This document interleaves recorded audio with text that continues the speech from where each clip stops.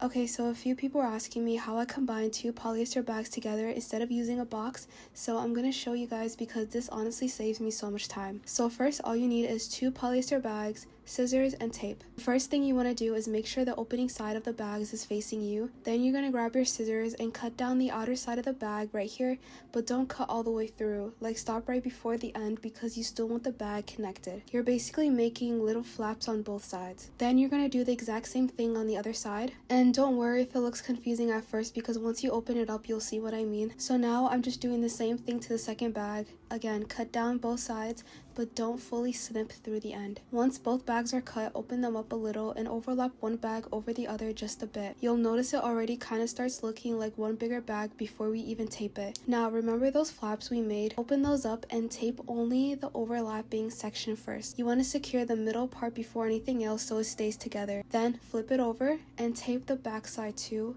right along that overlap line. I usually press down a lot just to make sure everything is secure because I do not trust tape sometimes. Then flip it back over to the front side again. Now we're going to tape the outer flap areas so everything stays connected when the bag opens. Just overlap the flaps a little and tape them down. And that's literally it. Now when you open it up, it turns into one bigger bag instead of two separate ones. This is honestly so useful when something is slightly too big for one poly mailer, but you don't want to go hunt for a box or buy bigger bags. Once you do it a couple times, it becomes super easy, and that's how you combine two poly mailers together. Thank you for watching.